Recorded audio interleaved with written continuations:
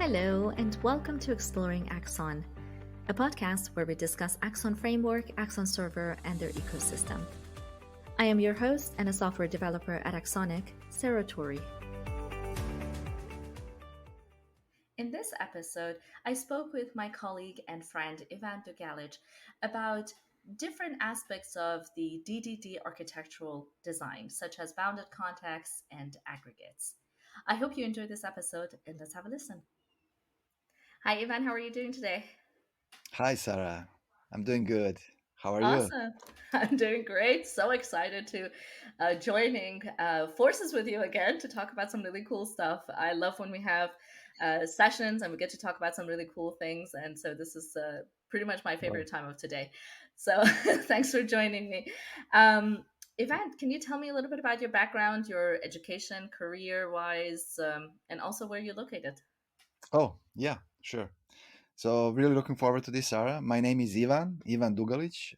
I'm located in Serbia, Belgrade, Europe, world. Right. Yes, I'm working as a lead solutions architect at AxonIQ for almost 3 years now. My education is I studied mathematics and computer science at Nice. the university in Belgrade for 5 years, long time ago, like I think 14 years ago or something like that. Yeah, and I'm really looking forward, having this chat with you. Yeah. Yeah. Awesome. Thank you. And so, Ivan, a lot of the your responsibilities basically when you talk to clients or partners is in regards to architectural design of DDD centric applications, event sourced applications.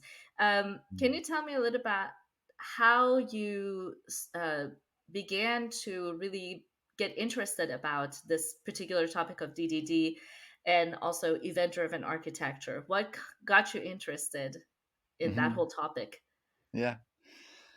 So when I was beginning with working in this industry of ours, right, I Mhm. was, I think, usually jumping into a source code and let's say a modeling information system immediately Right. without doing a little bit upfront thinking in design, right? And even if I did it in a way, it was not really good. It was not really effective. So DDD essentially is set of patterns, one would say, right, that can help you explore the problem at first, right? So this was the main reason why I actually jumped into a domain-driven design because it gave me a better way of exploring the problem space, right? Exploring what really the problem is, what are the requirements, and what are the motivations behind these requirements as well. Right. And lately we are also spent some time like within the team at Axonic to find out the tools and let's say the workshop formats that can help us with this discovery process, like Right. discovering what really the problem is, and then modeling that problem in transparent way so it's clear to everybody, business of course included, and also engineering. So Right. it was very important that we actually understand uh, these problems from two sides, from the business Right. perspective and from the technical perspective, from the engineering perspective as well. This is where DDD really helps.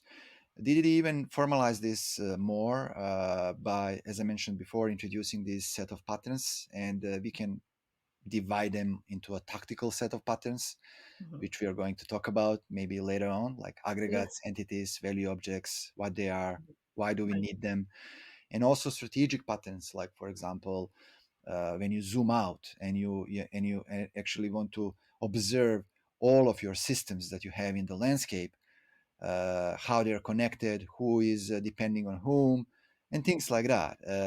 These patterns are bounded context mappings, prioritization of subdomains like core, supporting, generic. So yeah, there are a lot of these patterns. These are we actually like to use quite often, and Cool. I would be eager to explore and explain them more to a broader audience if needed, Sarah, today. So, Awesome. Really fantastic things that you work on. And when you and I first started working together to create the blog series that we did, which was mm, the from event model to code, um, it was a real fantastic opportunity for me to learn a lot from you because you're really, in my opinion, an expert in this field, and you explain things very easily and very in a way that it's really comfortable to understand.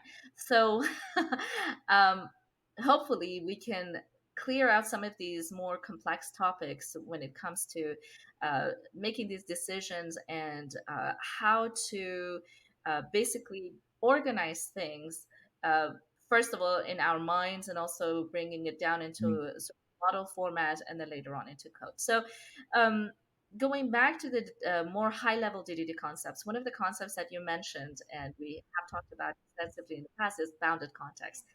Tell me a yeah. little bit about bounded context. And the reason why today I want to focus on that a little bit was I had a conversation with one of our other colleagues who is non technical last week, and the term bounded context and aggregate were being used sort of interchangeably. And at one point in the conversation, I had to stop that individual and say, these are actually Mm. different concepts. So bounded context is not the same as aggregate and vice versa. So let's clear it out a little bit and explain it so everybody really understands what bounded contexts are in the first place, and then we'll go into a little bit more detail and talk about aggregates and some other Yeah, things. yeah, Yeah. sure, cool. Easy task, right? Sarah, thank you very much for this easy question. My pleasure. It's my job to throw you right in there. To the wolves. I know, I know. Exactly. Have Uh, fun. yeah, I mean, we can start with a formal definition. Let's start Right. by introducing some categorization. So first of all, bounded context is a strategic pattern in DDD, and aggregates are tactical patterns in DDD. Right. And they live in different layers of abstractions. I will explain all of that as we go. Awesome. For now, let's focus on definition of what bounded context really is. So one Right. of the definitions, most probably propagated by Martin Fowler, as I remember, was that DDD actually divides up a large systems into a bounded context, right? Right. Essentially dividing a problem into smaller chunks, into smaller subdomains, right? And we model each of these subdomains as independent bounded contexts, right? Mhm. And each of these bounded contexts have a unified model. Essentially, it's a way of structuring multiple canonical models, right? So this is a really nice definition, but what really means, let's explain that, okay? Let's dissect it. Yeah. So let's do that by example. I Right. always like to use examples because I think it's more clear to a broader audience if I do so. Definitely. So let's just start. Imagine a restaurant, and you're running a restaurant, and you want, as a user, I would like to place some orders on that restaurant so I can Mhm. order my food, right? Someone will have to deliver that food, and let's call him or her a courier. Or Right. so we have a courier that is delivering the food, and we have a restaurant that is essentially preparing a food in a kitchen. Right. So we can imagine that we have like two systems there, two information systems. One is restaurant and managing a restaurant, like uh, creating a restaurant. A restaurant can take the order. Mhm. A restaurant kitchen can prepare the order, Right. and then it will delegate that, let's say, order to a courier, and courier can deliver that order to me so I can Right. have a good lunch. Right. So that's an imaginary system that, or Yeah. systems that we are creating in this case. So two of them. Mhm. Right. Are these two systems two separate bounded contexts, right? Let's check that out. So uh, obviously we have a concept of order somehow is appearing on both places. So we have Right. a concept of order within the restaurant, within the kitchen, Mhm. and there, let's say a chef wants to prepare that order. So I can place that order, and he needs some time or she needs some time to prepare that order, right? Right. And for that particular case, it is very important to know what are the ingredients of that order. So, I want to have some hamburger, or I want to have some salad or some dressing on top of it, right? These items are very important, right, Right. for the restaurant itself. So if you imagine now an order as a concept, Mhm. maybe it's an aggregate, maybe it's just a Right. poor entity. We don't care yet, but Right. it's a concept, right? Mhm. And this is understanding of that concept that we have in the restaurant context. So that's why we call it a context, Mhm. uh, because in the kitchen, for us, it's very important the ingredients that are part of this order. Right. So, what is the order really in courier information system, right? Mhm. For them, it's not really important, what are the ingredients. Right. What is important is the address or the Mhm. location where they need to deliver that, right? Right. So, Table number. Yeah, yeah, definitely. yeah. So in this context, right, the order is different. I mean, it's still the same name, it's still the Mhm. same concept, but maybe that aggregate, right, in the courier Mhm. context, we need to model differently. And in this case, it will only maybe have like a couple of attributes, like address, Mhm. maybe how much it weighs, Right. because it can be important, Right. and that's it. We are not really flooding this order concept in the courier context with more data than it should. Right. So you see, we are modeling essentially or Mhm. implementing order as a concept Right. in restaurant Mhm. differently than in the courier. Right. So essentially, dry principle, like don't repeat yourself, really doesn't work across Mhm. bounded context. Right. And now we are in a situation in which we are modeling the same concept in two Mhm. places, in restaurant and in courier, but now they have a different meaning there, and that's Right. why we can now introduce ubiquitous Ubiquitous language. language Right. as one of the, let's say, also patterns essentially Exactly. in domain driven design, uh, and this is very important. I mean, this is the reason why we can call this two separate contexts, because we are modeling this the same thing essentially, right, Mhm. but using two different languages, using two different understandings and semantics of the same concept. Yeah. And this is what bounded context really is. So you have to Yeah. figure it out. Where is the boundary? Maybe in your organization, you don't Yeah. have a restaurant or a Mhm. kitchen, and you don't have a courier, but maybe you're a bank and you're doing some simple accounting there, but Yeah. also you have trading, like two different contexts. And Exactly. what is transaction in accounting and what is transaction in trading? These are two different things, Mhm. because we are speaking two different languages, and I think we should model them differently as well. Yeah. So yeah, bounded context is just essentially, constituting the boundaries of the Mhm. language, and then being very strict about it, and modeling all the concepts, all the aggregates, all the entities, all the value objects now in unique way Mhm. in both of the contexts, right? Yeah. And one of the things that I thought was interesting, our CEO here at Axonic explained bounded Yeah. context for the non-technical part of our own organization in a way that think of different departments within an organization, and those can Yeah. be called different bounded contexts. For example, you have marketing department; they have their own ubiquitous language amongst themselves. You have sales department, you have the HR department, you have the IT department, you have the support. All of these different departments can be sort of put in different contexts. Now, you can share certain um, for instance, words or certain concepts within Mhm. the organization as a whole in different departments, but they don't exactly mean the certain thing that might be in the IT department, as we refer to it, as it would be in the marketing department, for example, or the sales department. One of those things that I found interesting when I started working and learning more about the world of computer systems and things like that was the word client, right? Yeah.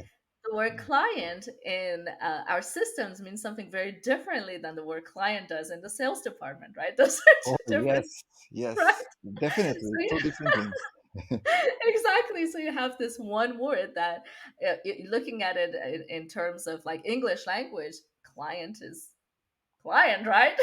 You can say, Yeah. okay, yeah, this is understandable. But when I was learning more about computer systems, it was one of those things that, you look at it the first time, you're like, oh, yeah, client. And then you find out that it's completely different from what you thought it would be in terms of marketing or sales. So that's where we really emphasize on the importance of the ubiquitous language, because you have to be in that specific context to have an understanding of what it actually is. And Yes. so that was an example that I thought was really, really interesting to me, at least, that it was like, oh yeah, okay, this is completely different. And if I say something like, oh, our client is using so and so within the marketing department, they would look at me funny, because like, what, this, I don't know which client, first of all, you're talking about. Secondly, that's not true. This client wouldn't be interested in what you're talking about. Like, no, wait a minute, let me change my context and then go Yes. back to it. Exactly. Yes. Exactly. I mean, you have a good point there. But we can also model this differently. For example, I was mentioning at the beginning, like we have these two information systems, like Right. restaurant and courier, right? Hmm. And we took this extra mile to model the concept of order in both places, right? And Right. now we have these two information systems acting as two different bounded contexts, essentially, right? Hmm. So we are Yeah. good. But what we can also do, we can also make a decision. Let's have these two information systems, okay? But Hmm. let's make them one bounded context. So one bounded context actually can span multiple systems if you really Hmm. want to do that, right? I Right. don't suggest you to do that, but this is something that can happen from time to time, right? You just Right. have to be aware of it. And in this case, you wouldn't have like order as an aggregate or as an entity, as a model of a Right. kind, right? Yeah. In both places. No, you will have just one order, and you will have to model that order with all attributes inside, like ingredients plus address. Right. And then these concepts will be shared as a model, as a unique Java class, maybe, between these two information systems. Yeah. And you will be in a situation that maybe you have like two systems, and it's just one bounded context spanning them together. So when you Hmm. see that this is happening, you can change that. And this is why I was telling before, like, don't repeat yourself really doesn't work. Like if you think about bounded context as a pattern, right? Hmm. You should be splitting this model in two, and make also both of these bounded contexts on that model, on that data accordingly, uniquely, independently. And this is how you are going actually to decouple these two information systems, because they are now bounded contexts, right? Right. Each of them, Hmm. they have a great autonomy now, so Yeah. nothing is really shared. So all the data, like the order, the restaurant order will exist, but also the courier order or the shipment will exist Right. independently, and the data will be also owned accordingly and independently by each of these systems. And this will give you autonomy. So now you can actually evolve these Hmm. two systems independently in time, in future. It will be much, much easier for you to do so than Yeah. if these two systems would belong to just one big bounded context. That thing cannot evolve easily and autonomously and independently, in Yeah. my opinion. So, Definitely. So, is it fair to say that when you first start thinking about your different contexts within your domain, right, yeah, within the bigger picture, is it's really important, I think, for um, bounded context recognition, basically, is to figure out what do you want this bounded context to include. Is that a fair assessment? Say, okay, I want, yes, for example, my bounded context for my kitchen system, for example, within a restaurant domain is okay. I have ingredients, for example, set up. I have different dishes. I have a menu that can rotate or cannot rotate, something like that. and then within the context of my um, carrier or waiter or what have you, um, then the context is a little bit different because then we care about different things. So Yeah. basically, is it fair to say, based on what kind of question you're trying to answer, similarly to how you would implement your requirements for a domain, you Mm. would basically use that, but in a smaller chunk to distinguish what your bounded contexts are within that domain? Yes, yes. I'm always asking these questions, like and trying to figure it out. What is the difference in understanding and of the same concept? So Hmm. when I heard someone from the business is talking about the order, I'm listening to that person very carefully, and trying to understand uh, w- what is the meaning behind it, right? And then you can Right, only make that decision by comparing that with other person from, let's say, other department in your right, business. And if you are able to compare these two understandings or meanings of the same concept, then you can make that decision. Hey, let's separate this. Let's go that extra mile and model these as two different things, right? Also in right. the source code. When I'm talking about the model, I'm actually talking about the source code. So it's not a drawing, it's not a picture and an image or a Hmm. graph. It's actually a code. It's a class Yeah. or some function, right? If I need to model the behavior itself, right? Hmm. So I'm Right. talking about the code. Whenever I'm talking about the model, mostly I'm focusing on the code. Model can be more than code, usually documentation, Mhm. graphs I just mentioned, Yeah. diagrams, static things like these are also part of your model, Yeah. of course, but let's focus on source code Hmm. for this occasion. Yeah, definitely. So alongside the source code, as you mentioned, yes, so we do model things, and you mentioned aggregate several times. So aggregate Yes. is one of those things that um, we did an episode with Allard on the first season that I started Mm, this podcast, and it was all about aggregates. But it's such a an interesting topic because I feel like it keeps coming up in conversations, and mm, folks who are learning more about DDD concepts and event driven architecture. It's one of those things that it's not super clear cut. We're always wondering what can be an aggregate, why it's an aggregate versus an entity. Can I just have an entity and not an aggregate? Can you explain what the difference is between an entity and aggregate, first of all? And why would you then decide, or how would you rather decide to form an aggregate within your context? yeah, yeah. That's a difficult question, to be honest. I'm throwing all these lovely questions Yeah, at you today, huh? I will Sorry. try to answer, Sarah. Thank you. Yes. I think the blue book was written like a long time ago. I can't remember the year, 2003 maybe, or something like that. Yeah, yeah. Hmm. Yeah.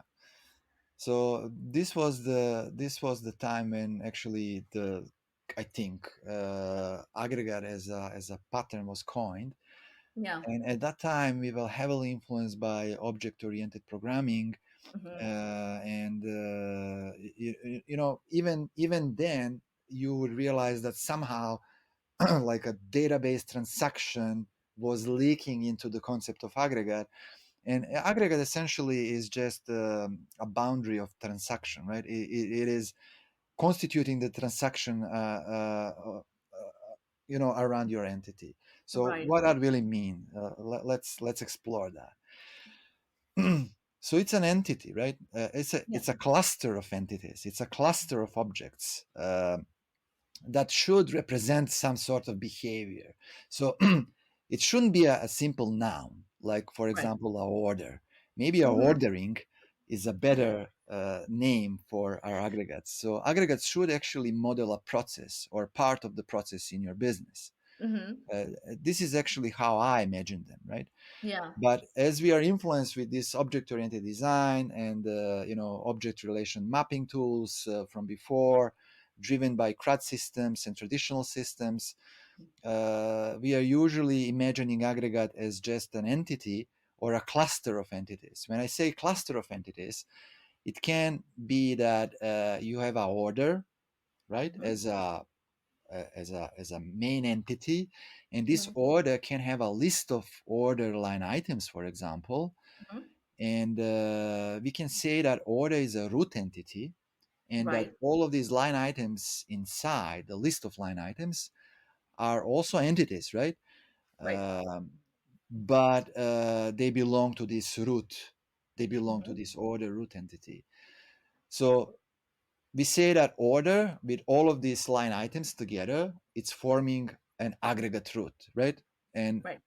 so that's it. So this is an aggregate root. And Hmm. this cluster of objects, like all of it, is just Yeah. one big aggregate, right? And there is always one aggregate root, Hmm. uh, which is responsible for changing the state of this aggregate. So if you really want to change the state of this aggregate, let's say add item to this order, you Hmm. need to go over that aggregate root. So you Right. cannot really access these items independently. Right. No, you have to ask order as the boss, as the root, hey, add this item to yourself, or something like that. And Yeah. this Well, because order it's the will first. then, yeah, Yeah, because it's sorry to interrupt you, because it's basically um, the main point of reference from the outside world. So if you want to communicate with this aggregate, you have to communicate with the root. You can't just just access the other parts of the aggregate. Your only yeah, access is through the root. And I like that you said it's not just a simple noun when you name an aggregate. And one of the things that yes, always kind of makes me chuckle is Allard calls them verby nouns, right?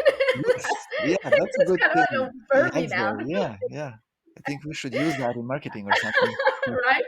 And another thing that I really like that you mentioned is that all of the changes when it comes to the data change or updating the state of this aggregate have to Mm. happen all in one go. So it's sort of an atomic change, right? Yes, So and yes, that change has to, again, as you mentioned, happen through the aggregate root, which yes. is So basically the identifier of your aggregate, right? yes, that's Yeah, why that's why I was telling, like, aggregate is a transactional boundary or consistency boundary, right? exactly. Right. Because he is the boss or she is the boss, and it will actually make sure that the state is changed or nothing Hmm. happened, right? So Right. the aggregate is responsible to do that. Hmm. But how do you make that decisions that order line items are just part of this aggregate cluster, right? Right. Or should they be like independent aggregate roots, right? Hmm. Maybe you can model that in this way as well. For example, you have just an order uh, as a one aggregate or one aggregate root, right? Right. And then you model all of these entities, like every order line item is a second aggregate root, right? Hmm. Independent of it, and it's referencing the order by some ID, let's say order ID, for example. Right. That would be a way of modeling, uh, let's say, the order as well. Now you have like two aggregate roots, right? Right. Independent. How do you make that decision? And essentially, this is also not easy, Hmm. but always we have to discuss these transactional boundaries when we do so. And Yeah. this should be like probably the first thing we are considering. What will happen if you break that big thing into two smaller chunks, two smaller aggregates? Hmm. For some people, this is a rule of thumb. They would like to start with a smaller aggregates because they're easier to test, maybe easier to control, easier Right. to make some sense out of them. Hmm. But now you have like, how can I integrate these two aggregates? Is there some invariant, a business rule, for example, between them? I will give you an example. Can you create an order line item for an order that really doesn't exist? This is No, one no, no. simple invariant that will pop up very, very, very often. Hmm.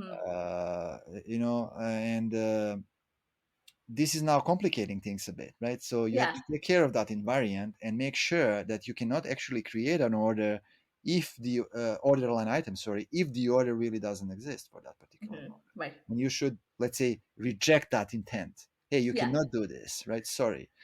In order to reject that, you need to communicate now between these two aggregates. An order line item has to ask order, hey, do you exist? Yeah. So I can actually create myself. or Right. maybe, hey, are you fine with adding me into you, right? So Yeah. this is now opening this communication between these two concepts now, Right. because these are separate things, and could be that you will have to introduce something like a base transaction concept, which is Hmm. saga essentially. So this is another concept I'm introducing here. It's not a domain driven design pattern or Yeah. concept, but it heavily exists in practice, and it's used in this situation. So when you start splitting your bigger aggregates into smaller one, Hmm. most of the time you would need this saga to communicate Yes. between them. And So it's basically like a communicator or a translator between your various yes, aggregates. Yeah, definitely. yes, And I yes, think it's worth mentioning as you were talking about it. So if we wanted to have, for example, smaller aggregates for the business case that we have in hand, and we decide that we want to either extract part of that first aggregate that we had and then create another aggregate and make them smaller so that they're basically each in charge of their own state changes and their own yes, yeah, yes, data management and things like that. So that's why we have then in this case, as you mentioned, two different aggregate routes, because now we're dealing with two different aggregates in the first place. And also another thing that can be confusing sometimes, and I've heard people asking, can you have a parent aggregate and a child aggregate? Well, my response, and I'll let you explain that as well, is usually no, you cannot. You can't. Your aggregates shouldn't really depend on each other. You can have an aggregate member, which is an entity outside of your aggregate, which then yes. communicates with this aggregate and is a member of this aggregate. But then you can't have two separate aggregates. One is the parent and one is the child. Am I understanding that correctly? Yes, yes. So when you have one aggregate root, you can have like aggregate members, entities, Right. many of them you can have inside. Mm-hmm. As I mentioned, you can choose to split them. Like aggregate member can now become a full-blown aggregate of its own. Right. In this case, you have like two of them. Uh, there is a price, as I mentioned. If you split them, it's maybe easier to test, easier to make sense out of it, but you still need to communicate them Right. somehow. Usually, we use Saga as a pattern to do that, because Mhm. now you are responsible. So this is now a business transaction. You are not really in charge of one transaction, one technical transaction, because as I mentioned before, aggregate is a transactional boundary. So you don't Yes. have this boundary anymore on a technical level, so you Yeah. now need to take care of it, right? So Hmm. still you have a need for this transaction in a way, Yeah. and Saga is the right choice to do it. It just can be a regular stateless Saga. Hmm. It's not a business decision component. It should be a really dumb component, right? Right. Stateless if you can, because it just need to communicate two concepts, right? Yeah, exactly. Like smart endpoints and dumb pipes, right? And Saga would be a dumb pipe in this case. Exactly. But yeah, how do you make that decision? Really depends, right, from case to Hmm. case. Sometimes, Right. obviously, it will introduce some complexity. As you can see now, you're introducing Saga. You have Hmm. one more component to take care of. If it is easier for you, keep it in a bigger like aggregate, right? And in this Yeah. case, technically, you don't have issue anymore, and it's also covered on the from the business point of view. Hmm. Sometimes this can influence on concurrency, because in this case, obviously, to let's say update the item, let's say the quantity of the item, Yeah. you have to go always through the route, through the order itself, right? Hmm. And there is a price in that as well, because you have to always go through this route. What if you are trying to change two different order line items, but over the same route, right? So Right. one will be rejected because there is some, let's say, optimistic locking in place there, and it's a Hmm. bigger thing, because it's a bigger transaction, right? More things can be updated at the same time. Two different order line items, for example, Right. one could be rejected. Like Hmm. if you design it in a way like Yeah. that, one can be rejected, and then you have to repeat that command, right? Because Yeah. you're violating your um uh, transaction in a way, consistency, right? Yeah. So yeah, Yeah, that's the exactly. reason.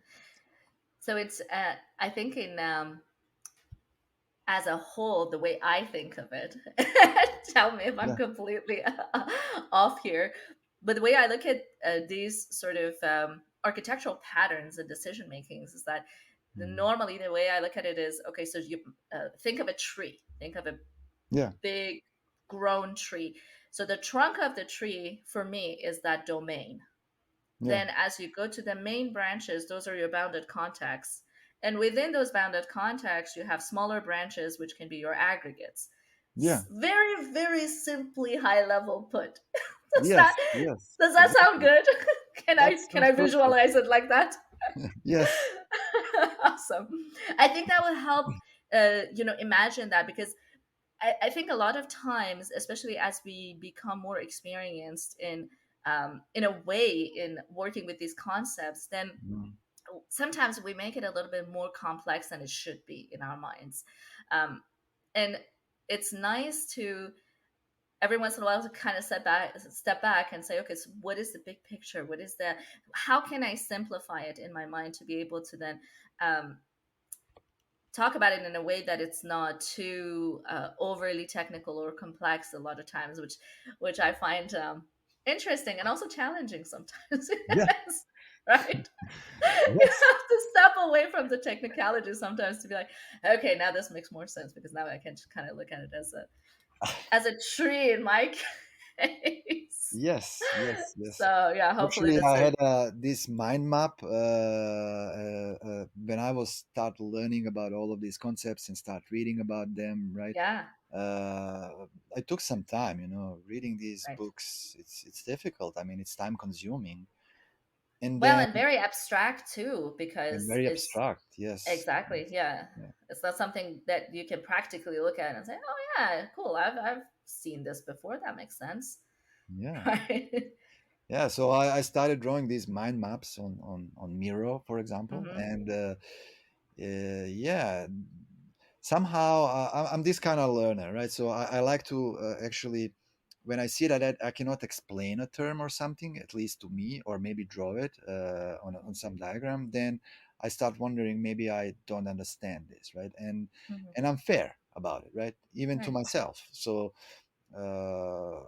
Only when I'm able to explain that something, right, to Yeah. someone, Right. or at least draw it on a board, hmm I feel confident that maybe, hey, maybe I do understand this thing, right?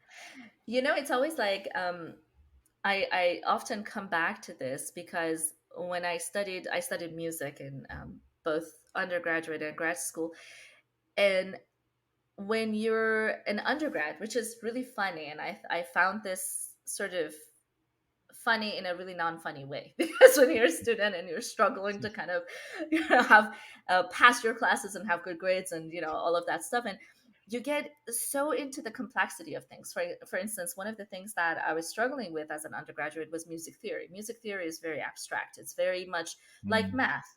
You have to find a way to make it more practical for yourself to be able to understand it. Now when they're teaching it as an undergraduate, you know as a younger person, and you're going through all of these different technicality of things, and you're like, I have no idea what you're talking about, but cool, I'm just going to memorize this just so I can pass my test. And sometimes works, more often than not it doesn't, because you have to understand the concept. Yes. Now, I went through all of that pain and misery and passed the classes, and when I went to grad school, I went into my music theory graduate seminar. They were not classes anymore; they were called seminars because you would sit around this one table and you discuss your, big ideas or whatever. And I remember the first day we go in, the professor says, "So you remember all of the stuff that you struggled with in undergraduate, and you learned and you Mm. memorized and all of that?" And you're like, yeah, yeah, yeah. You have all these thick books with you. You're like, okay, I can reference to this if you ask me anything. And he says, throw that all away and let's redesign what you learned in music theory in a way that a 5-year-old can Oh, understand it. yeah. And it was so difficult to do that, right? Because Yes. Yes. you Yes. have all of these jargon and all of these really technical things in your mind, and you're like, wait a minute, I have How to to unlearn, things, right? relearn this thing. Yeah, exactly. Remove these constraints of the previous frameworks we learn, right? So we can adopt the next good thing, right?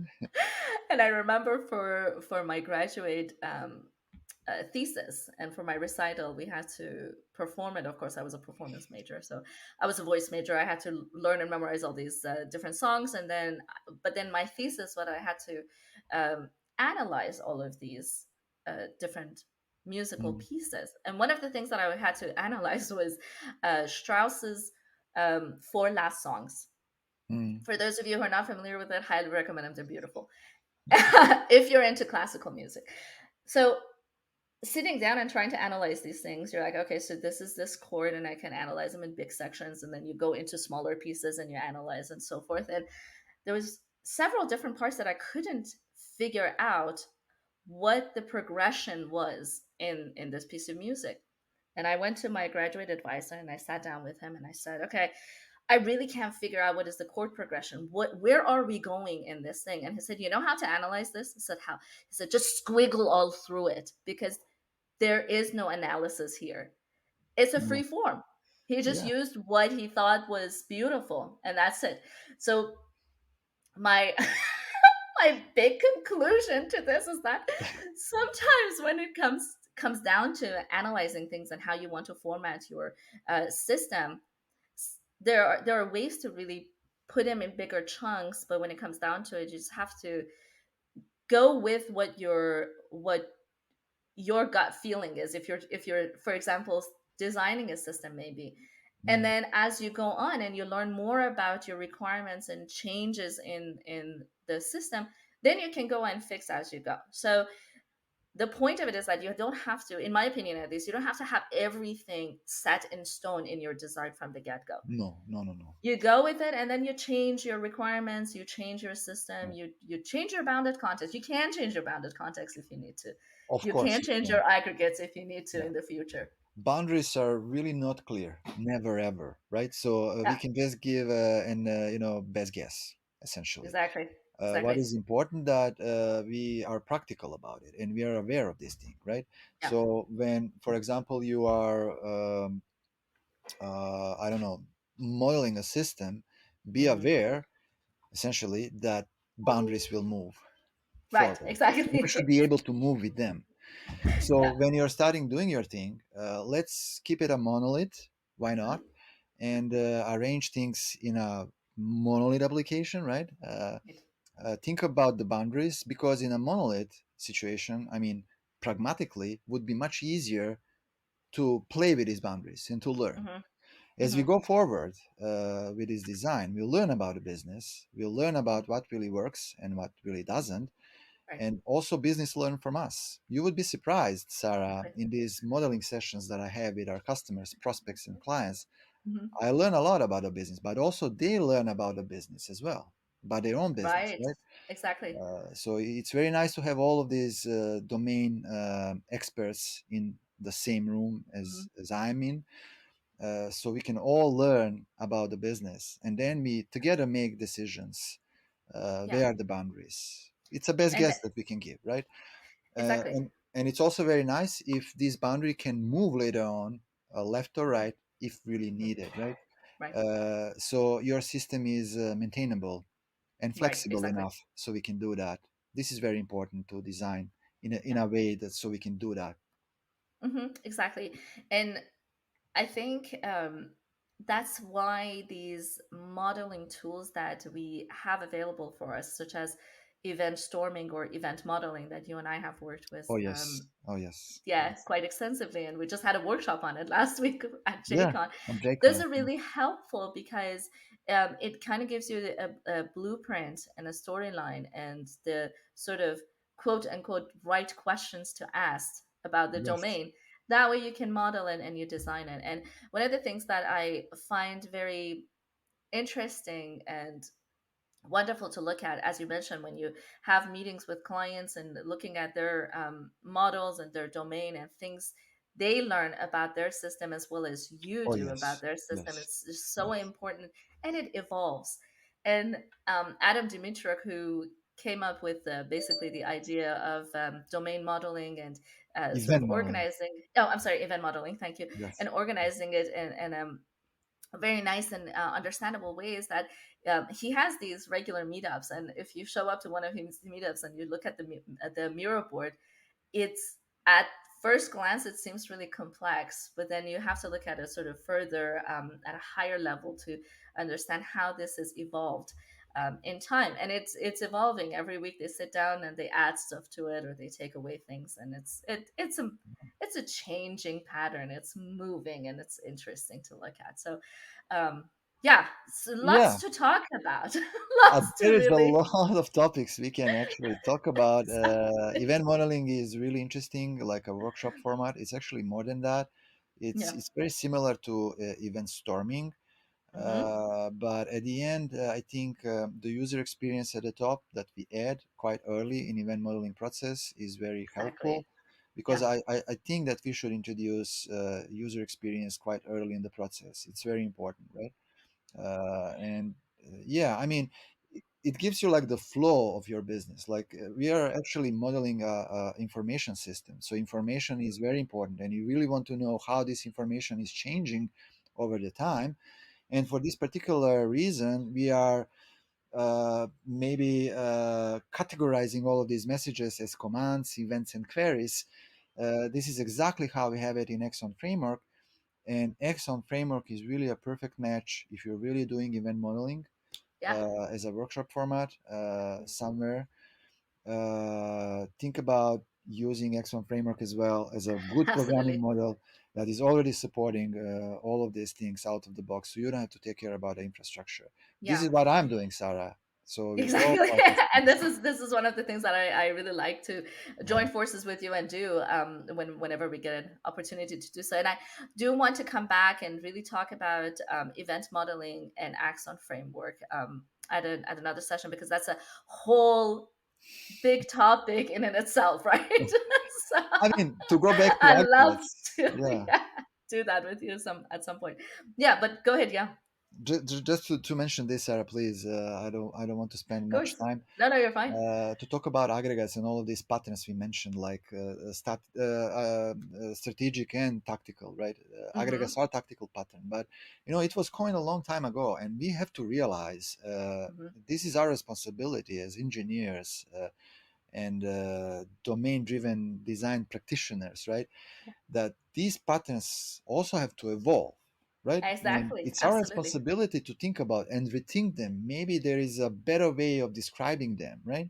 Right. And they shouldn't be like written in stone.